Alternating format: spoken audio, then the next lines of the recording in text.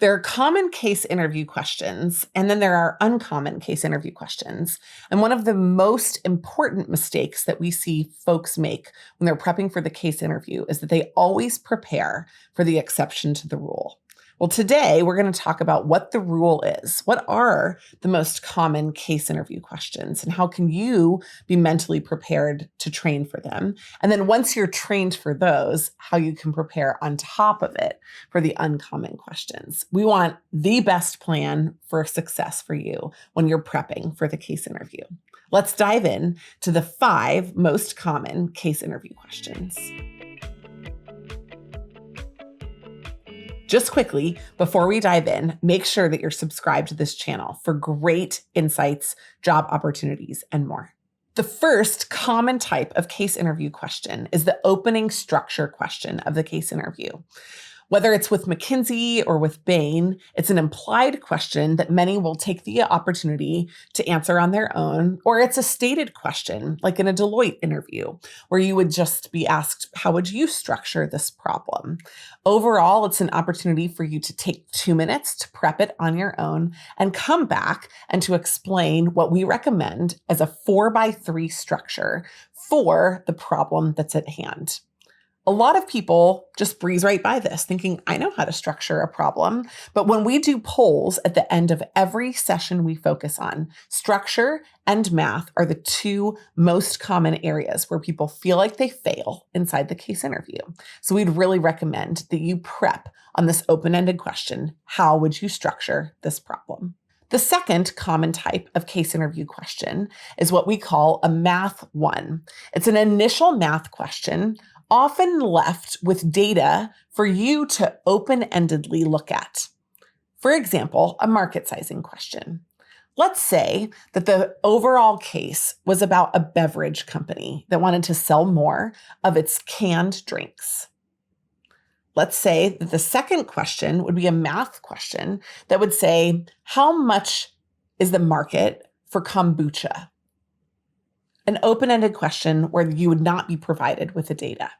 Your job would be to gather the data, develop a structure, and propose an insight. The third common type of case interview question is what we call a Math 2 question. The Math 2 questions are often standardized with data that is supplied by the interviewer. These are very common in McKinsey and Bain interviews, but less common in interviews with boutique firms. These kinds of questions imply that they will read out most of the data to you, have you identify what data you need and what data you have in order to solve the problem, that you will have a conversation with the interviewer, and that you will walk through the math with the data that they have provided you out loud. Knowing that there is a Math 1 type question and a Math 2 type question is essential, because if you think that a Math 1 question is a Math 2 question, you'll be waiting for data. If you think a Math 2 question is a Math 1 question, you'll be creating data on the fly. So being able not just to do them, but to differentiate between them is a critical part of an expert case doer. The fourth common type of case interview question is an open-ended brainstorming question. So in our beverages example, we asked for a structure of how to solve it. We asked for the market size. Maybe in a Math 2 question, which can either replace Math 1 or be in addition to it, we would ask how we would focus on entering the market, which of 3 segments we would target. Then in Math 4, we would ask a question about costs. How can we keep our costs limited as we're entering this market? It's a brainstorming question, not a math question. And knowing how the wording is and what makes it a brainstorming question will be a really important part of your success. The fifth and final type of case interview question that is the most common is the closing question. These questions come in the majority of your case interviews. They ask you to tie together the insights from your structure, Math 1, Math 2, and if appropriate, your creative questions as well. You're often asked to do it in a way where you would be presenting either to the manager or to the CEO of the client company. It's important that you understand the 3 parts of a case closing structure. First, a quick recap of the problem. Second, an answer or a recommendation. And third, next steps. Overall, there are very common types of case interview questions. And in our case library with over 550 cases, you'll see these questions come up over and over and over again. Pattern recognition is a really important part of case interview training. But as I mentioned, there are uncommon case questions as well. Questions like estimation questions or creative questions that really can't be structured and don't have a common business approach. These kinds of questions are only to be practiced by candidates later on in the process. Because if you don't know how to open a case, how to solve a math problem, how to do a creative question, how can you answer left field business questions? It's really, really hard to do. So while you want to prepare for the most difficult circumstances inside case interviews, you also want to prepare with great form, and knowing the most common case interview questions will help you do just that. If you want a case prep plan that has worked for over 10,000 people that have broken into consulting, follow this one. First, start with Math 1 type questions as a standalone. Market sizing questions are amazing in this category.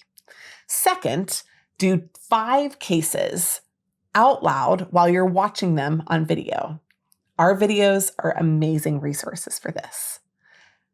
Third, go through one diagnostic case, ideally with a great partner, so you can figure out where your natural baseline is in the casing process.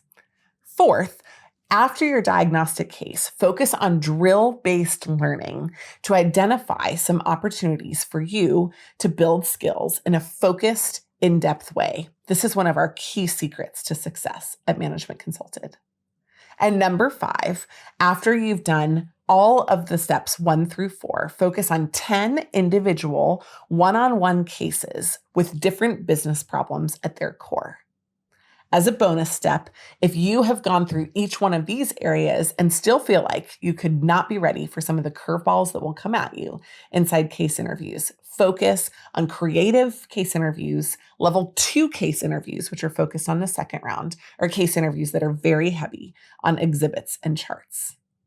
Overall, we want you to be super prepared, but we don't want you to waste time doing anything that doesn't make sense for the case interview process. After all, people who succeed in the consulting interview are busy, involved, and productive, and we want you to keep that focus as well.